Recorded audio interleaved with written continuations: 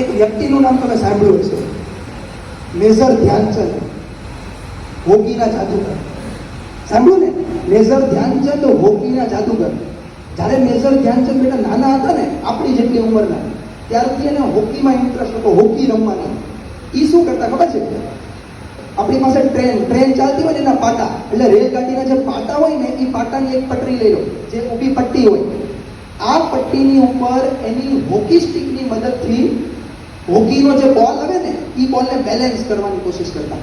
સાંભળજો, હોકી સ્ટિકની મદદથી હોકીના બોલને પટરી ઉપર બેલેન્સ કરતા. કેટલી પતલી પટરી હોય એની ઉપર બેલેન્સ કરતા.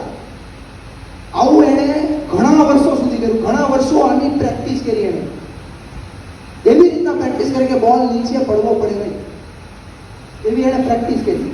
હવે એક વખત મેચ ચાલતી હતી, મેચ ધીમે ધીમે આગળ વધી.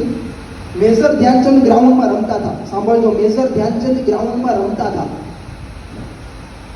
ઓડિયન્સ, હજારો માણસો બેઠા હતા, ઓડિયન્સ જોવે છે, રેફરી જોવે છે, એના કોચ જોવે છે. બધાને શું લાગે છે ખબર? અરે આ માણસ એની હોકી સ્ટિકની અંદર કે ગમપમ લગાડીને આવ્યો છે, કે મેગ્નેટ લગાડ્યું છે એને, કે શું? સામે બોલ એનાથી દૂર જ નથી જતો. પણ એવું કઈ નહોતું, પ્રેક્ટિસ હતી, પ્રેક્ટિસ. મેજર ધ્યાનચંદ અહીંયા બોલે અહીંયા છે, બીજા કોઈની પાસે બોલ જ ન છે. વિચારો, પ્રેક્ટિસ. મેચ આગળ વધે છે,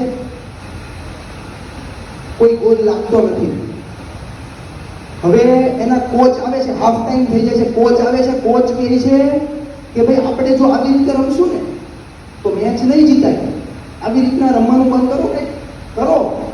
મેજર ધ્યાનચંદને કહે છે તારે ગોલ કરવા પડશે, તું ગોલ કર, નહીં તો મેચ હારી જશું. તો મેજર ધ્યાનચંદ કહે છે સાંભળજો, આ મેચ રોકાઈ ગયો. મેજર ધ્યાનચંદ કહે છે આ મેચ રોકાઈ ગયો, ગોલ પોસ્ટમાં છે ને ક્યાંક પ્રોબ્લેમ છે. તેના કોચ શું કહેશે ખબર?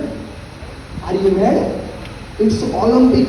તું ગાંડો છો ભાઈ? આ ઓલિમ્પિક છે, અહીંયા આવડી મોટી મિસ્ટેક ના હોય.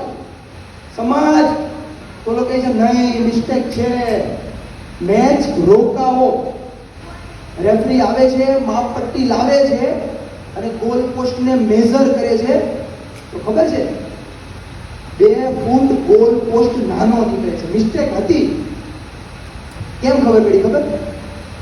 એને કોન્ફિડન્સ હતો. શું કોન્ફિડન્સ હતો ખબર?